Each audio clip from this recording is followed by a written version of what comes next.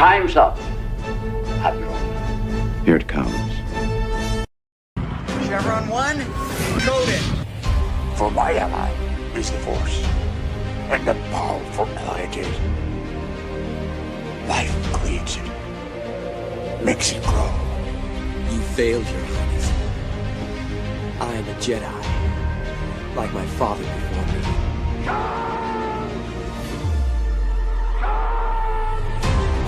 Cry havoc, and let's slip the tongues of war. Chevron 2, encoded. Conan, what is best in life? Crush your enemies, see them driven before you, to hear the lamentation of your women. It's all in the reflexes. Paul also said you're heavy into martial arts, Tai Chi and all that killer stuff. I suppose we have to register you as a lethal weapon. Chevron 3, encoded. And somebody ought to belt you in the mouth. But I won't. I won't. The hell I will. Chevron 4, encoded. Do you expect me to talk? No, Mr. Bond, I expect you to die. Chevron 5, encoded. You take the blue pill. The story ends. You wake up in your bed and believe whatever you want to believe. You take the red pill. You stay in Wonderland. And I show you how deep the rabbit hole goes. Chevron 6, encoded. Not for while you can, look, boy. Great Scott. Back off, man. I'm a scientist. You shall not pass! I thought I'd die fighting side by side with an elf. What about side by side with a friend? A day may come when the courage of men fails, when we forsake our friends and break all bonds of fellowship. But it is not this day.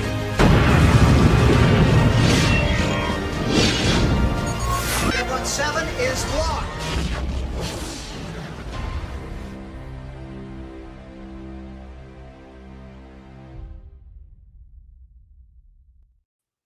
Hail and howdy, everybody. Welcome back to Saturday Night Drive-In, where we take a break from all the true bullshit and try to have fun.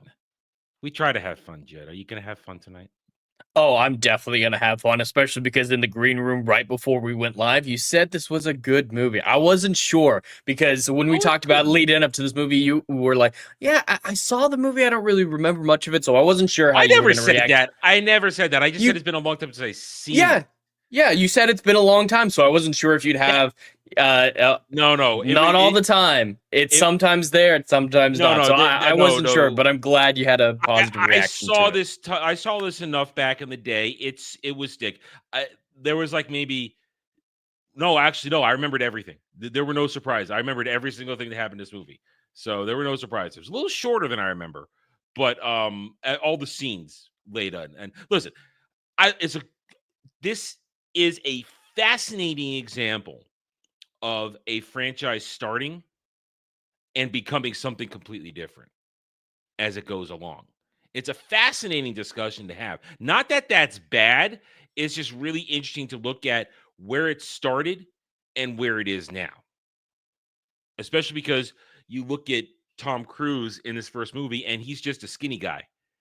He ain't fit. He's just like, I would say he's athletic, but he's got like no muscle training whatsoever. And the second one is when he starts to put on like the fitness and get cut. And then by the third one, the stunts start showing up too, is the second one. Yeah, that's when it's like, oh, we're not going to use green screen. We're going to do it real. We're going to do it live. Anyway, we're going to get more into that. So welcome everybody in the chats. We are happy to have you. We're on this Saturday evening. It was warm today, but not. It was warm, but it was a hot day where it wasn't oppressive though. You know what that's like, where it's hot, but it didn't kill you when you went out. Anyway, so hail out of the chat. We hope you guys have a good time. Best way to show that: hit that like button. Hit that like button. Leave comments. Chat it up in the chat. Have a good time. You don't necessarily need to be talking to us. You can talk to each other. You can ignore us for all we care. We're still gonna keep going. Doesn't matter. Anyway, so hope you have a good time because today we are going to talk Mission Impossible, the first movie from 1996. It's a long time ago. I was a young lad, and I had no idea that literally 96, 06, 06, 16, 16, 26. Literally almost 30 years later, Tom Cruise is still Ethan Hunt and now wrapping up the franchise. That's a little mind-blowing considering what are there 8 movies now with this last one? Yep, this will be number 8. 8 movies. I mean, listen, 8 movies in 30 years, it doesn't feel like a lot, but a lot goes into these movies when you watch them, especially as we said with the second one and beyond, when they started amping up the stunts, and we'll say it now, as it transformed from a slow spy thriller to high octane, fast paced action spy thriller. Because J.J. Abrams nearly killed the entire franchise with the worst movie in the series. I will die on that hill. John Woo's second movie is wild and weird, but at least it's fun. One. Yeah, it's dumb, but it's fun. I can enjoy and laugh at the stupidity in the second one. The third one, I'm just he's so boring in it. And also, I like the second one. It's maybe one of the weird reasons I like it, but it also gave me one of my favorite Metallica songs. I love Bury Me When You're Gone. I love that. Do you bury me when I'm gone? I love that song. So I like the second one. I've only seen parts of the third one at this point. I've never actually seen the whole thing. I haven't actually seen it. I've just seen parts of it because of my aversion only good thing to J.J. about Abrams. The only good thing about it is introducing his wife so that she can be in later movies. Because I like her and her character in Fallout and whatnot. But yeah, J.J. Abrams nearly killed the franchise, tried to retire Ethan Hunt in a really dumb way. And yeah, I'm glad they were able to push past it. Maybe he did save the franchise by everyone going, hey, this movie wasn't good. Can we have more good ones, please? So depends on how you look at it. If J.J. saved the franchise or nearly killed it. We're going to have to watch it at some point because we're going to go through the whole, since we started this, we're going to go through the whole series and we'll go through it in order. So we're going to go through it eventually. And listen, I hate J.J. Abrams. I hate everything he does. I will die on a hill probably with you saying I don't like anything he's ever done. I think he's a bankrupt person. Super 8's the closest thing I can think of that was okay, but I don't like it. It wasn't great. But yeah, there are several hills with this franchise that I will die on. One, the third one is the worst movie, and the other, I enjoy it more than the James Bond franchise. To be fair, I haven't seen the entire James Bond franchise. Okay. But I've still seen enough of it that I think it's at least better than the Brosnan and Craig eras. Those are the main ones that I've seen. I've seen both of those guys full franchise. Pierce Brosnan is gold, dude. GoldenEye. GoldenEye is the best one. Tomorrow but I would still dies. I would still put the whole franchise because the later movies in the Brosnan ones bring down the total. So just looking at the Brosnan era compared to all 8. There are technically 4 Pierce Brosnan movies, but we can throw Die Another Day in the garbage, pretend it never happened because it's a shit movie. See what I mean? I always say that. But those bring down GoldenEye's high. But GoldenEye, Tomorrow Never Dies, and World's Not Enough are overall great movies. And then you got Sean Connery. The Timothy Dalton movies are great. And I haven't seen a single Timothy Dalton one. And Daniel Craig, he's not James Bond, so you can't count that. He's not James Bond. He isn't. He's a crying baby who whines all the time. And the Roger Moore is a lot of hits and misses. I can say that. But here's the thing. These are 2 spy franchises, but it's apples and oranges spy franchises. Once you progress, I think MI1 is fair to compare to the James Bond movies, but once, like we were talking about, the evolution of the franchise happens, it very much becomes its own thing, breathes its own life. Oh, yes. You're not wrong there.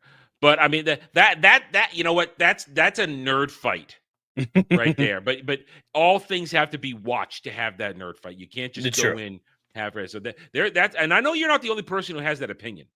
There are others out there. I was thinking about that today while I was in the car driving around. I'm like, people think this.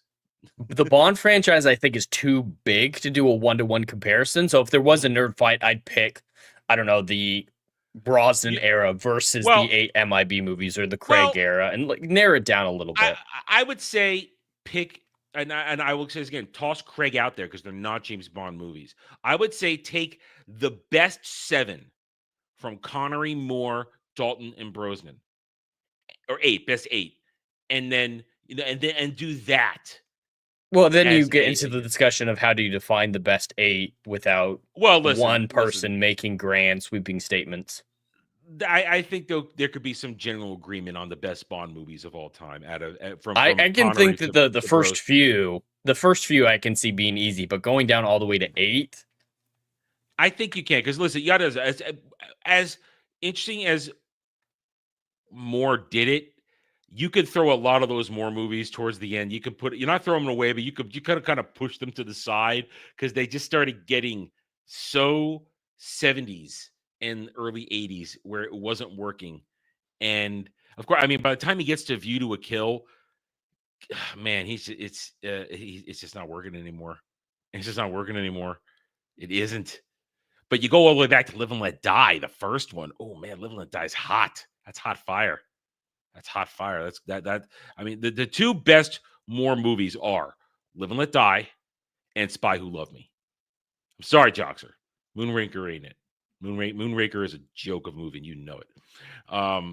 But I mean, it could be done. But all right, we're getting way. This is kind of within the discussion, but this is what happens when you bring up Mission Impossible. Inevitably, somebody like Jed's going to say, "Oh, they're better than Bond," but you haven't seen them all, so you have to. And that's why I did clarify that. I didn't just let it sit out there to simmer. Right? I clarified. Yeah. Now I have seen it all, except the final 2 Mission Impossible movies, because I wanted to watch them back to back. I think that's legitimate too. I think I've been allowed to wait to watch them so I get the whole experience of Dead Reckoning and Final Reckoning. I think that's fair. I've been waiting. Yeah, for parts. But yeah, I'm marathoning the movies this week in the lead up to the 8th movie. So my opinions might change because it's been a little while since I've watched 2 and 3 specifically. I mean, and I know people, family members who love the Mission Impossible movies. That loves them all. But we'll still say Bond is probably better. So listen, it's this perspective. It will be. Listen, either way, these are both franchises that are going to remain relevant, especially when we're going to talk about today. And with Mission Impossible 1, there are elements of this first movie that are still zeitgeist relevant or have their stamp on the zeitgeist, and it remains so, even though the franchise moved away from what the original premise of this movie was kind of setting up to do. But so let's get into it. Jed, you chose this. Why don't you walk us into Mission Impossible 1996? Well, this film takes place in the 90s, obviously, and I would say it's a hyper-realistic version, at least to a certain extent, the way that the Cold War still involved, that the IMF is this agency being able to do these things. Like, it seems a little over the top, but it works very much for the franchise. The IMF, Impossible Mission Force, actually, I don't like that acronym as an aside, but these agents, super clandestine spies, and they've got a team together, and they've got to prevent this mole from stealing what's called the knock list, which is a list that in its 2 parts, when put together, can attach any undercover operator in the CIA, specifically, not the IMF, but the CIA, with their real identity. So all the undercover spies in the world will immediately be exposed, and hundreds of lives will be at risk. And at least that's where the setup starts with, and it gets way more complicated with who the mole actually is and whatnot. But Ethan Hunt, his entire team, at least he believes, dies, and he's set on his own to try to find out who the mole is, who wants the knock list, and clear his name, because obviously the IMF is like, hey, you're the only one who survived. You're probably the mole, which is a reasonable perspective. Oh yeah, I love listen, Kendrick. Kendrick is a great Kittredge did nothing wrong. Absolutely not. Let's be clear. Kittredge may be an asshole in his behavior and his attitude, but Kittredge did nothing wrong. He was doing his job. He did nothing wrong. But yeah, so it's a very simple plot in this movie, and it sticks to it from A to B. There's no deviation. Once Ethan is on the move to try and clear his name, it's a direct line to this and that, and then it's the mystery of who is Job. Who is the one pulling the strings? What was going on? And it becomes pretty clear at the beginning of the 3rd act what's going on. We'll get there. Now, this movie was famous at the time and still famous to this day for pulling a massive bait and switch in the beginning. Massive bait and switch with giving Ethan's team, led by John Voight, and having everybody get aced on the mission. I mean, you had Vanessa Redgrave, you have Emilio Estevez, you had some actual actors Mm-hmm. in these roles, legitimate top tier actors of the time who have been stars of their own movies and franchises and this and that. And you killed them in the first 20 minutes of this hour 40-minute movie. And then it's down to Tom Cruise, Ethan Hunt, beautiful Emmanuel Bear as Claire. And then you kind of rescue it. Oh, we're been in Ving Rhames. Yeah, all right. And then the French dude who was in The Professional. It's a great cast. Oh yeah, and all the surprises. There's several twists in the film beyond just the initial executions of the main team, but I think it's superbly acted. I like everyone. I understand everyone, and I think there's some subtlety to this film that not everyone appreciates. And I put it up as the best Mission Impossible film. I don't know how controversial that is. I know a lot of people love Fallout. Fallout's right there with it for me, but I think it's the best written, at least. It might not be the most enjoyable because the lack of the crazy stuff. It's a very intelligent movie. This is a very intelligent movie because it treats the audience with a lot of respect because it gives you the clues, but does it without beating your head. Like it's really brilliant. If you're paying attention, it's all right there from the very beginning. It's all right there. And as soon as Ethan opens up the Bible and sees it's from the Drake Hotel, if you remember the line, but then they cleverly do the overlay with just voices and not the scene. It's very well done. And of course, then it talks about the spy craft is very intelligently done. Now, of course, here in 2025, we are going to laugh at technology they're talking about a little bit. Like there's more technology in this cell phone than the entire laptops they were using to hack everything. Those old school Apple laptops. Yeah, we've come a long way, even from the advanced technology they show that wasn't common at the time. But yeah, like you're saying, I don't think there's a wasted line or scene in the movie. Like everything ties into something else, whether it's character development or setup for later. Like if this were a normal movie and I'd watch it, I'd be like, yeah, I guess he's John Voight's character's going to fancy hotels sometimes, and that bothers his crew. I guess that's character development. But then later on in the movie, you realize that's integral to understanding what's going on, that anything that you might initially dismiss is going to be used against you later. Yeah. There's a lot of payoff, a lot of setup, a lot of payoff. And it's fascinating to watch them do what we would call a slow burn with this. It's a slow burn movie. It's just kind of taking, it's not plotting. I'm not going to say plotting, but it's carefully executing every step. You have the what I consider, honestly, I consider Act 1 a prologue of sorts with the what turns out to be the mole hunt. And it's not until Kittredge tries to take out Ethan in the restaurant there that the movie truly begins. Because when you watch the opening credits and you get the famous dun dun dun dun dun with the opening scene there, it's giving you quick flashes of the team as it would be in the beginning. Nothing from later. It's a little manipulative, and I love it. Very, and it's good because it tricks you. It tricks you. Yeah, I wouldn't blame anyone for not knowing that Tom Cruise is the main character until everyone starts dying. Yeah, and you get to. And then after that, then he's on the run. He's burned, isn't that? And he, of course, is weighed down by the guilt. And then Claire shows up and it's put together. And then you realize there's little lines in there as things start to come together. At one point, when he's interviewing Luther and Frenchie, I don't remember the character's name. Sorry. And you understand they're pulled off the disavowed list. Or I guess today we'd call that the burn list. Because you ever watch Burn Notice? Now that's more the terminology they use these days. But they pull off the disavowed list, and he specifically says Luther was disavowed, and they found him as a free agent. But you see that one there where he's talking to Frenchie, and he says Claire recommended you highly, and it's like, oh, there's the little drop that we're talking about. It's not a coincidence, and I love that. If they hadn't had that all set up with her turn in the end, I would have gotten annoyed. It's like, oh, out of all the disavowed people, Ethan happens to hire someone who's working with the bad guys. Come on. They don't I can't think of any real coincidences in this film that are plot breaking. If there's a coincidence, it might be in a tense survival moment when you have a close call or something like that. And those are obviously fine. But every chance that there could have been a coincidence, it's set up and pay off for something later. And I think this film, its script is incredibly tight. Like you're saying, with little lines that pay off later. Yeah. And there's only like a couple scenes towards the end that I go, ooh, why did this happen? It doesn't make sense. That, and that's where I lose a couple of small points here and there. But there's not really much to pull away in terms of negativity, because also it's a very well shot film from the cinematography. At certain times, the camera angles are there to make you uncomfortable, but at the same time, draw you in and make you really look closely at the scene.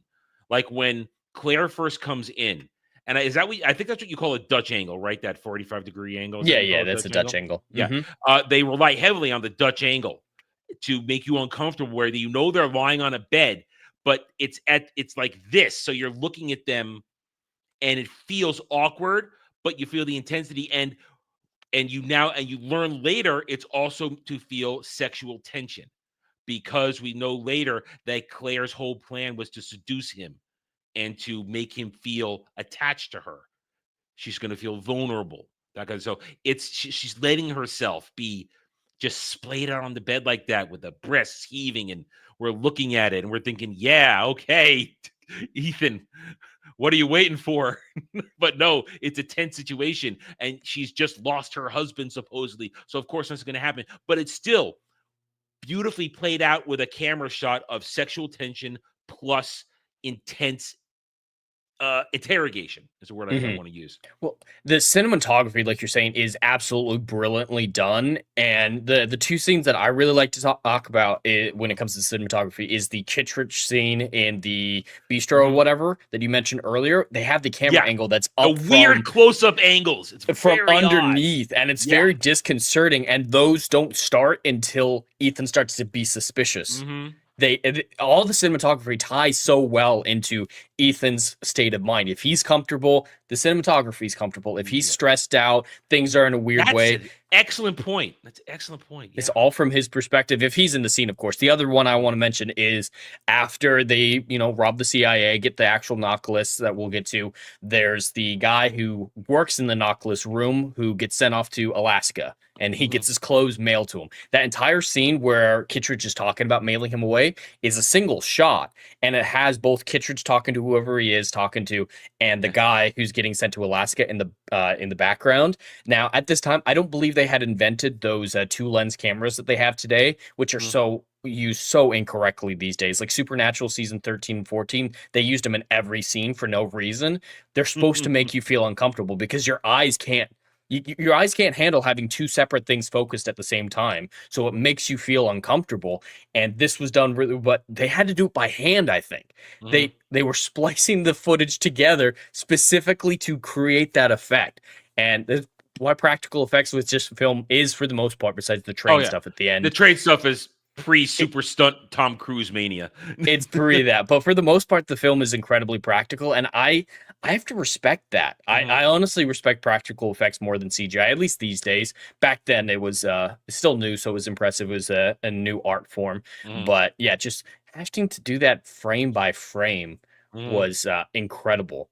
But before we move past the scene that you just mentioned, I want to briefly talk about when Ethan, his entire crew's dead. Kittredge has said, "Hey, we're coming after you," and he's back at the hotel room waiting, and he's trying to reach out to Max, pretending to be Job, and Claire shows up. Now, this is so subtle, and I absolutely love it. So he goes, "Jim's dead. They're all dead," and she's just reacting pretty well, I think. "Jim's dead?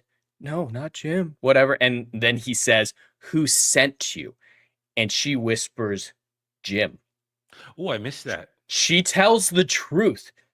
And that's actually a real thing when you're trying to manipulate someone, is you have to tell them enough truth that they believe you and are convinced by what you're telling them. So she, I think it's on purpose, tells him the truth, and he feels that honesty from her. But he doesn't connect it because she's obviously reacting and was already saying her dead husband's name prior to that. But yeah, she answers the question honestly. Really, I think it's such a subtle delivery. That's what I mean. Most people don't get it. I missed it. I mean, I've seen this movie easily. I think half a dozen times in my life. I saw it in the theaters. Then I saw it. I of course rented it when it came out, and then I probably watched it several times on cable, or if I was watching all the movies, getting ready. But I can count on like this. I go like this how many times I watch it, including today. So it's not like I've seen this movie a ton of times, but I've seen it enough times in my life, and I've never noticed that. And you got to realize that. And you talk about the line, relate that to something Kittredge says earlier, or actually after the Max scene where they escape getting busted for the fake knock list tracer code. He says this guy's going to go to ground, and we taught him everything he knows, and that's an important thing. These spy tricks, these spy things, they've been taught and drilling these people. These are the best of the best in the business, and it's not surprising, like you said, Claire's going to be repeating Jim's name over and over again. So when she says it, he's not going to catch it, but it's also something to probably throw off Ethan's trained ability to spot lies. So if she wove in something truthful in there, and also Ethan's at his wit's end at that point. He is sleep deprived. He's starting to hallucinate a little bit. You see him twitching, like he's not on top of his game. And so I've heard some people try to say that it was an involuntary thing that she said Jim there, like she was nervous. I'm going to go with you. No, it was. I think it was intentional. I think it's intentional to throw off Ethan's lie detecting senses. I think it is, because the rest of the movie, Ethan's on point after this. Once he's locked in, after he goes to see Max and he's on mission, he's locked in the entire time. Nothing gets by him after that because he doesn't trust Frenchie. He's starting not to trust Claire. He trusts Luther, which is the right call. And I love the subtlety of that. They never have a conversation because he kept the knock list quiet, and then he heard Luther go, oh my God, the knock list. And then Luther, who we've established up to this point is a very boisterous, talkative person, is just sullen and silent all the time. Like with the Frenchie guy stealing or thinking he has the knock list. He really does. But yeah, that whole sleight of hand, I mean, he's enjoying it. Like, yeah, this is kind of funny sleight of hand, but he is so severely depressed and worried and stressed that Ethan just sees that and is like, yeah, he's not going to let these people die if he has anything to say about it. And that's all body language, and it lets us figure it out. We don't even need Ethan to say it. It's a great performance by Ving Rhames. It's a great performance, and that's the point. Ethan isn't doing this to get revenge on the CIA. He's not doing this to get money. He's doing it to get justice for his team and clear his name. So of course, even though they go through the whole knock list theft, he's not doing that to get the knock list and get money and to like, oh, I might as well be the villain they think I am.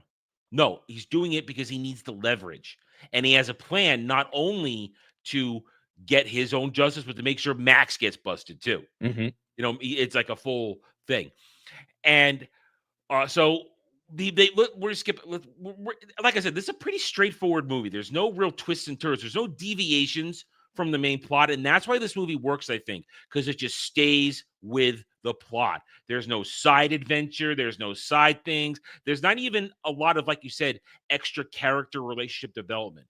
I mean, they do just enough to show you that Claire is trying to seduce Ethan off and on. She's thrown out there the body language, this and that, but they leave it to interpretation, and they leave it all out there that we get it. They don't hammer it home. They make it pretty clear that Ethan is falling for her, but he isn't so stupid that he's going to trust her. But we get to what, honestly, at the time was the most iconic scene of this movie, and that's the heist. The heist was that whole thing with Tom Cruise doing, and that's the beginning of the stunts, where he's going to do it himself and not be a stunt double and actually be hanging around on that shit. That whole floating in the super secret data chamber, that tattooed itself into the zeitgeist. Everybody knows that scene. 30 years later, everybody knows it. It's out there. Great. And it's a great scene. So well struck. But it does have one thing that makes me lose point. There's a little inconsistency. I don't know if it's been edited out in the years since I've seen it. And maybe I blinked and I missed it.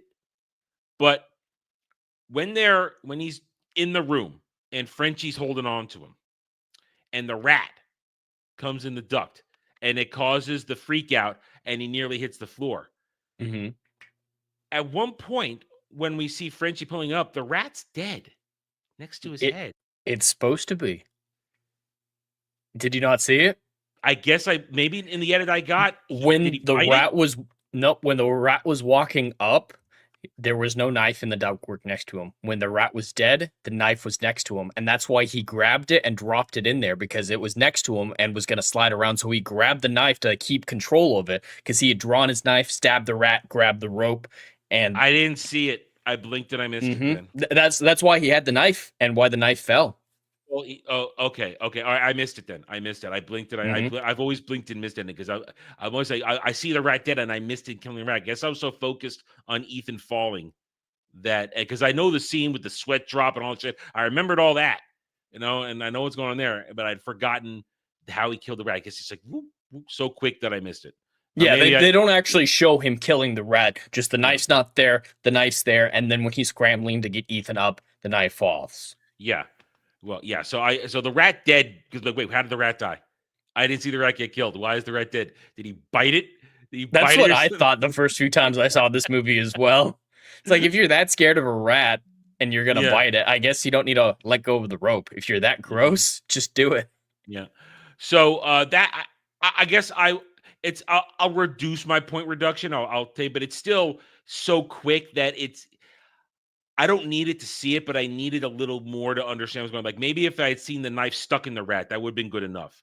But all I see is the dead rat next to his head, next to his body. It broke me. It broke my concentration on the scene for half a second. Anyway, but that scene is fantastic, and I love the way Ethan explains it. And it's the old trick of I'm gonna give you the information in the present. But we're actually now talking in the past because we're already there, witnessing the day of it. So it's like I'm explaining to you what's going to happen, but we're seeing the day and how it works, and I appreciate that. It's a classic heist trope. Yeah, and it works, and that whole thing is great. It's a fantastically played scene, and it shows you the best a spy can be, and that's what this movie is. As we've been saying. It's a spy movie. It's not an action movie. I mean, even on the train, Ethan's never going boom, boom, boom. There's no kung fu fighting. There's no kung fu fighting, and he doesn't really use a gun. Now, when he gets back to the safe house, he gets his sidearm ready, but he never uses it. Yeah, there's no shootouts. No guns. I mean, the only people who fire guns, the only person who fires a gun is John Voight. He's the only guy who shoots a gun the entire movie. The fake shot to kill himself, and then when he shoots Claire. There's no firearm play in this movie. Guns are there. We see them. But it really is all about action. And Ethan does kill people, but he does it in a fantastical manner with red light, green light gum. When he blows up the helicopter. And it's kind of funny at the end there with the way they both go out, but we'll get to that. But while the heist scene is fantastic, it's not my favorite scene. Do you want to know what my favorite scene is? And what is it? When John Voight returns and they're sitting in the cafe and they're having that conversation, and Ethan is pretending to believe it's Kittredge. And he's actually beautifully saying how it all happened. And then I think it's such a good subtle thing. And there's two subtle things. One, when John Voight is talking about how Kittredge killed everybody, it's showing him killing everybody. And Claire killing everybody. And Frenchie killing everybody. But then he asks him point blank, why? And it's such a real moment that neither one realizes. Well, John Voight doesn't realize that Tom Cruise is asking him that. Why did you do it? He thinks he's asking about Kittredge, but then he answers his own reasons. And it's John Voight, masterclass monologue by John Voight, a fantastic actor, masterclass there. But then also the intelligence of Ethan as he put it all together and basically gets his mentor to dig his own grave. In that sense, I love that scene. That's my favorite scene of the movie. It's an excellent scene, but with this scene, we unfortunately do have to address some outside world stuff. Are you familiar with what some people have a problem with this scene and John Voight in general? No. There are some people who hate this movie or hate the entire franchise because they're fans of the original TV show. Oh, yeah, because they made him the villain. Yeah. John Voight is playing the same character. He didn't play the role initially, but he's playing the character of the original show and showing him as the villain. And I can't blame anyone for being upset by that. I think this movie, if you take it in isolation, this movie is fucking fantastic. But if I were a fan of the TV show, I don't like seeing heroes dismantled like that. I get it. I tried the TV show a couple times when I was young. I couldn't get into it. It was not for me. Outside the dun, dun, dun, dun, dun. Everybody loves that thing, but I can never get into it. So I understand that pissed a lot of people off. But it's a completely fair reaction. But it's also, I think, a great turnaround of the fallout of the Cold War. You spend literally decades doing it, and then suddenly it's over. And what have you done? What do you do now? Your entire world, your entire job, everything you are was crafted to function in that, and suddenly you're obsolete. You don't even get a desk job. You're just done. And I love the line he says, and it may pay into something that I sort of have a problem with later on, but it is at least laid the groundwork. A difficult marriage, $62K a year, and how dare the president? How dare he do what you do things without your permission? I mean, it's such all good stuff. And I understand people might like it. I think it's fine because to me, it shows you all. Here's the thing. Outside of like James Bond and to an extent Ethan Hunt, spies are very damaged people with the world they have to operate in. These are not normal people. And they are this far away from cracking all the time, which is why they need regular psych evaluations, stuff like that. So it makes sense that after decades of doing it and getting nothing for it, and to be told, thanks for all your service, now go out to the farm and sit there in a rocking chair and get nothing. It would make sense that he would say, you know what, I want my payday. I helped protect truth, justice, and the American way for 30 years, and now you're going to tell me you're done? Go F yourself. I can understand. And to me, that's great character work. And it shows you that a spy can turn. Not to turn against the enemy, but turn for their own needs. Because it's not like he did it to betray America. He did it to say F you, because I'm pissed. Which is good. It's easy motivation to understand. And I think that's why, for me, in the end, it works. No, I 100% think it worked. They probably could have just renamed his character and been fine. But from a writing standpoint, you're 100% right. I can get that psychology that's led him to this position, even to murdering his own crew and his wife in the end.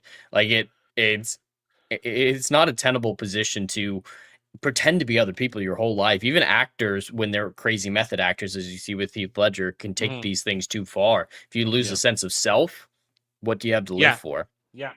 And so I guess that takes us to the third act. I mean, before that, do you have a favorite scene before the third act or in the third act, you want to say? Something like I had.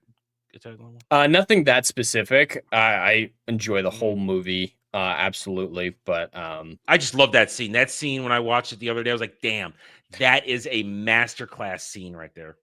Since you already took that scene, I'd probably say my other favorite scenes would either be the sleight of hand scene with Vin Rames' performance specifically. That's a lot of fun. But I love the introduction of Max and Tom Cruise's first scene with her. Just he sees her, immediately knows what he needs to do, and he puts on the charm. He was able to read her, know what she would want, and delivered it perfectly. And it just playful. That's what she needed. Because she even said Job's not playful, but I like he could tell that she was into that. So that scene has a lot of subtlety as well. Him playing it confident because that's what would work in the scene. I think this movie is incredibly well written, and it, like you said, it doesn't hold my hand. It lets me figure this stuff out. It lets me realize that Ethan is reading people and coming to conclusions and changing his behavior based on his assumptions. I don't need voiceover in every scene. I don't love the voiceover when it comes in every time, especially the voiceover of the Drake Hotel and the Gideon's Bible. I wish it would have just opened up and let us put it together, and just a couple other things like that. I'm not a fan of the voiceover. I get it, but the rest of the scene and the rest of the movie lets me figure it out, and I always appreciate that. Yeah. And then the third act, they managed to, after a very slow moving movie, well-paced movie, then they amp it up in the third act in those final moments. Everybody's on the train. A classic spy-like movie thing. Everybody's in the one place to have everything happen. And here's my one thing, though. There's two things I like, but then I question this one thing, even though I think it is sort of set up from the speech I just talked about from Jon Voight. Now, Ethan knows the entire game. He's figured it out, but he just needed to confirm whether or not Claire was on his side. And the mask, that's like the famous thing, the faking of them. And he doesn't say anything because they don't have anything for the voices yet. Yeah, there's no voiceover stuff. So, or no contraptions. So he just sits there and he just lets Claire walk right into it. And it breaks his heart. You can kind of feel it. But after that whole thing, when Jon Voight's character comes back in, I forget the character's name, I'm sorry. After the whole speech there about Claire didn't think her wilds could fool you, this and that, and when Ethan puts on the glasses, like, oh, everybody knows you're alive. Claire, even though Claire still is going to be loyal to Jon Voight's character, she's still going to be loyal to her husband. She does have some feelings for Ethan after all this. And when Jon Voight's going to kill him, she says no, but then he turns and shoots her. It's not like she jumped in front of Ethan. He turned to shoot her. Now, I've thought about this, and I'm of two minds on it. One, he did say it was essentially at this point a loveless marriage on his end. So she probably means nothing to him at this point. But that's the only line we get of that. And then, so I don't know why he kills her, because he has more than one shot. He has two shots in that gun. We saw him load it. He had two shots. Why doesn't he shoot Ethan? Because it's not like he needs Ethan to take the fall anymore. Kittredge knows that he's alive. And then he just walks away and leaves Ethan there. And at the same time, some might say, well, Adam, obviously his escape plan, he's the only one who could climb out there on the train and get on the helicopter. But Claire could easily have gotten off the train herself before everything got broken. So it was probably always intended she would get off and rendezvous and meet up someplace later.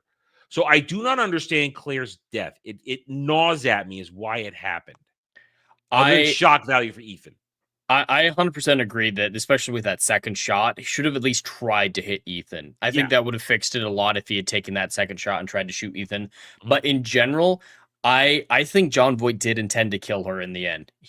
Like he said, loveless marriage. He's already killed the rest of his team. He has no feelings for her, doesn't want to share the money. I think he was going to kill Frenchie too, because no one likes that dude. No one trusts that dude. So I think he was going to kill all his partners in the end. I agree. And in that moment, Ethan is within arm's reach of him. So if he tried to shoot Ethan, there's always a chance that, being the highly trained spy he is, Ethan would be able to grab the gun or something and stay alive. But by shooting Claire, getting rid of his accomplice, getting rid of the person who can incriminate him the most, probably has access to his safe houses, a lot more personal information, he causes a distraction, gets Ethan out of the way, and eliminates his loose end. That's the only part that I'm 100% with you on. That second shot, when Ethan's distracted, you take that second shot. I don't know if he was worried about Kittredge being too close.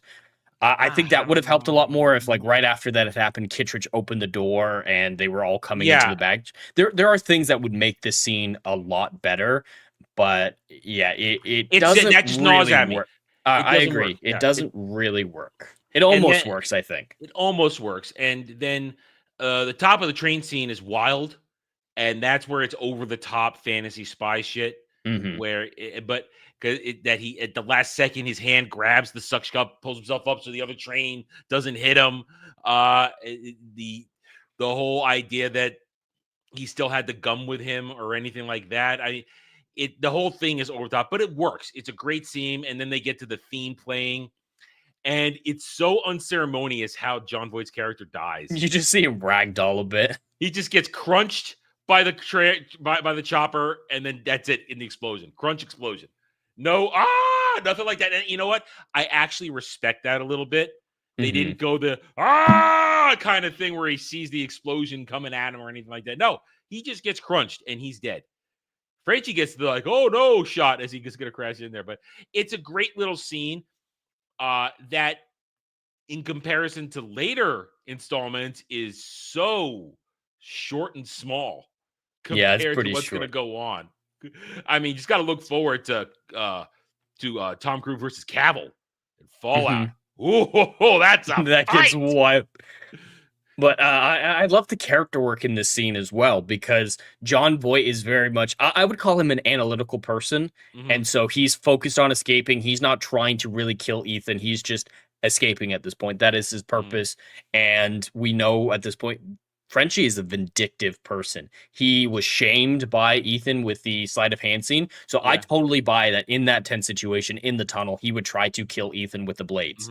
Like if it had just been some henchman. Lucky. Ethan gets so lucky. That's the part that's the part that also, listen, luck is always a part of everything in all kinds of fighting this. But I always like a better balance of luck and skill.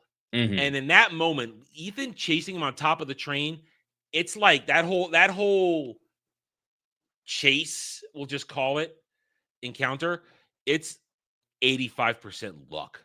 Oh, 100%. There's very little skill involved in any of that. And that's why I think, to me, while it's a good scene, and I will have foresight on this and use foreknowledge, it is diminished because it's just Ethan's really lucky that the helicopter in a tunnel at the right moment hit something so the propeller blades didn't just cut his head off right there. It was way too close. Yeah. I have headcanon for this, and not for how he survives, not because of his luck or anything. This is separate from all that. I like to believe that because in this movie we don't see him as being over the top stunt, we don't see him over the top fighter, that he hated that he was so lucky. He only survived because he was lucky, and so that's when he decided to push himself and do the rock climbing we see in the second movie, train himself even harder. Like he realized that there's no logical reason that he survived and won in that movie, so he promised himself he would never be in a situation where he only could rely on luck, that he would turn himself into a athletic person, a stunt, like all these crazy things he can do in response to how lucky he was. Now, that doesn't fix the movie. It's just kind of a thing that I like to use to explain the change from the first to second movie. Okay. And then it's like it's honestly it's a nice little happy ending movie, which is rough which is not the case in the remaining installments. There are no happy endings really in the remaining installments to go forward. It's always a kind of a little, okay, we won, but a lot of bad shit happened along the way, and we're not really all happy in a good place. Oh, this is a good place. I mean, Ethan, he essentially clears his name. He saves his mom and his uncle. Luther gets undisavowed.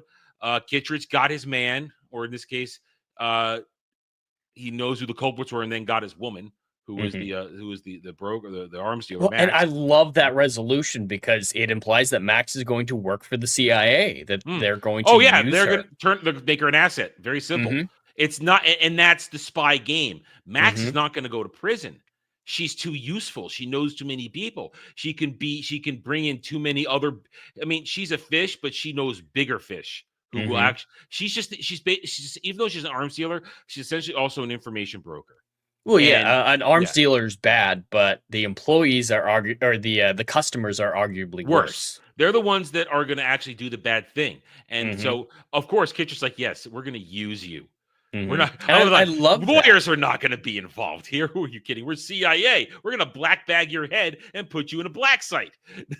That's how it works. Don't lawyers. We're not on American soil. You're not an American. You don't need Miranda. We're not the FBI. It's all implied. It's all implied, which is the good script. The good script. And then Luther gets his life back too. And then Ethan, he thinks he's done. Would you like to hear the music of the Caribbean?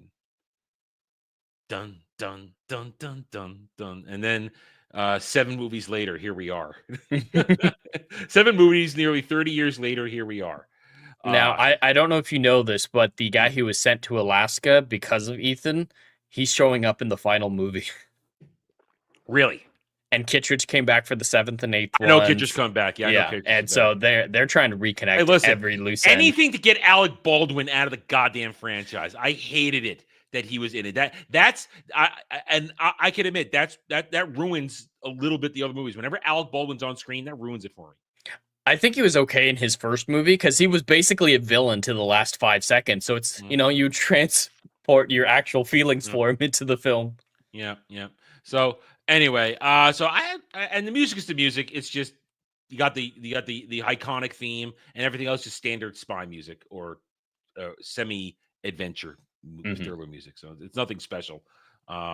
Anyway, you got anything else?